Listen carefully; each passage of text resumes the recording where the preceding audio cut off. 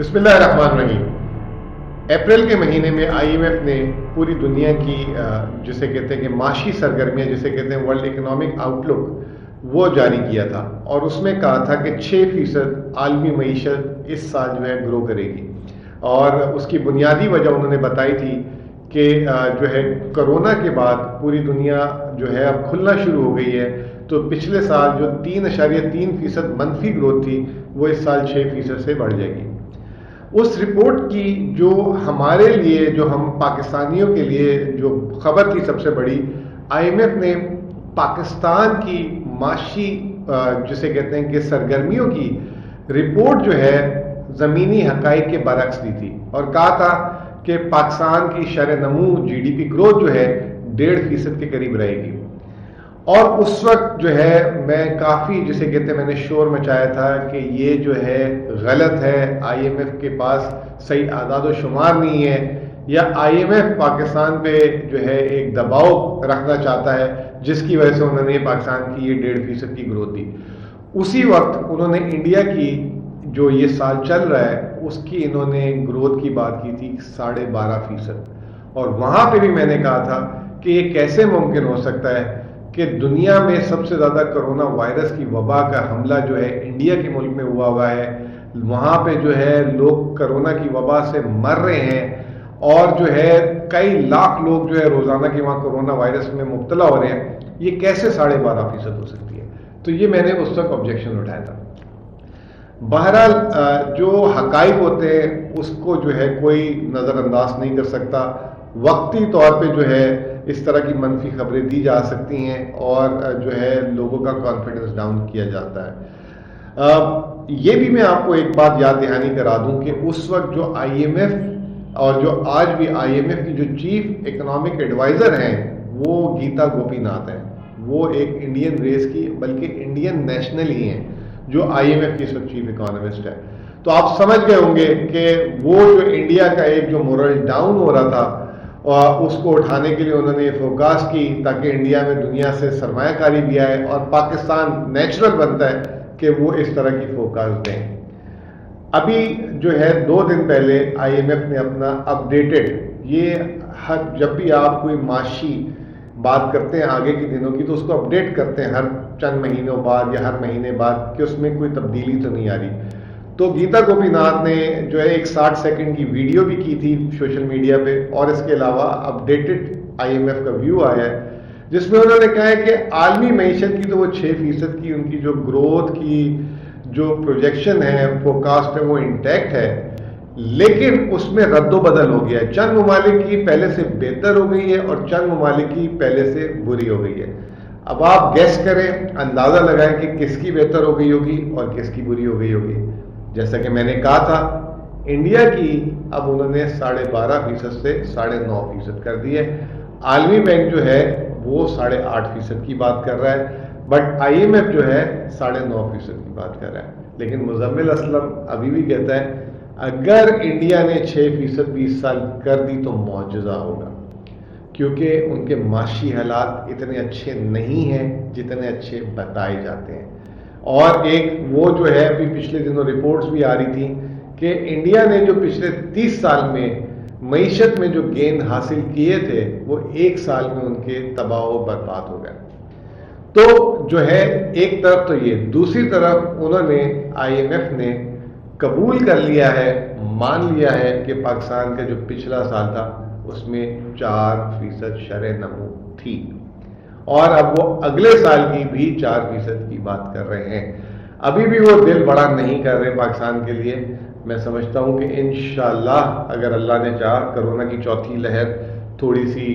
پورے پاکستان میں تو ٹھیک ہے اتنا زیادہ مسائل نہیں ہے، لیکن کراچی میں کہہ رہے ہیں کہ بڑھ گئی ہے، لیکن انشاءاللہ اگر حالات قابو میں رہے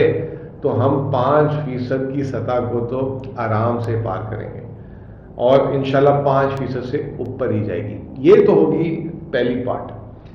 دوسرا پارٹ کیا ہے؟ دوسرا پارٹ یہ تھا کہ جب ہمارا بجٹ آیا تھا تو ہمارے چند لوگ جو حکومت پہ تنقید کرتے آ رہے ہیں،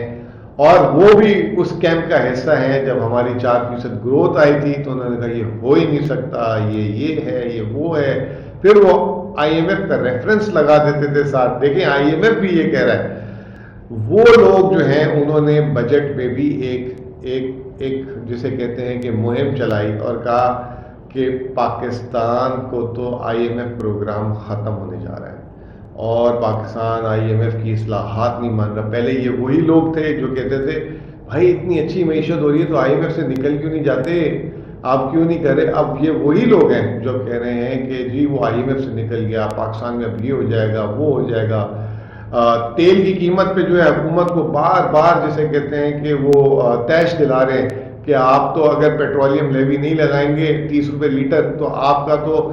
جو ہے نان ٹیکس ریونیو کا ہدف پورا نہیں ہو سکے گا, تو بجٹ خسارہ ہو جائے گا. یہ تمام چیزیں وہ کر رہے تھے اور انہوں نے اپنی طرف سے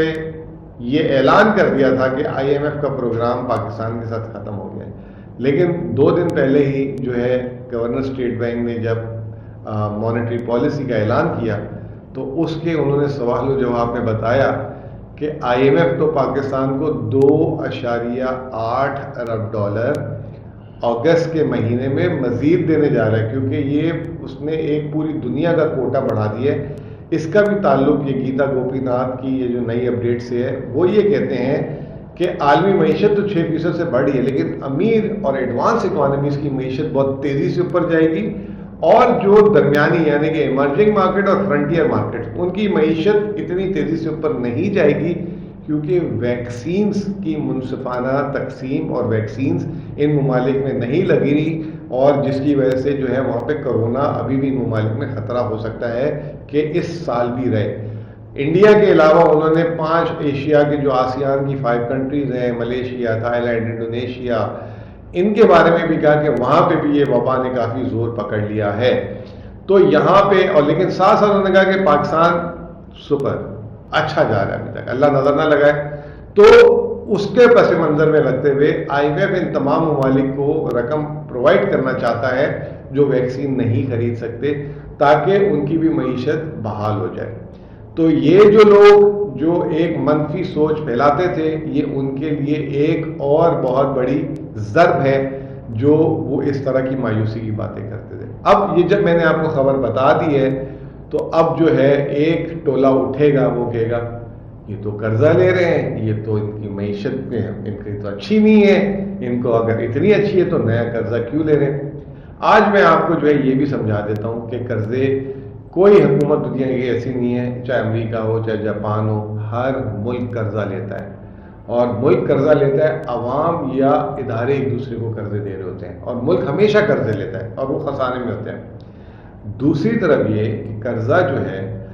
اب میں آپ کو ایگزامپل دیتا ہوں کہ ہماری چند بہت بڑی فیکٹری ہیں ملک میں,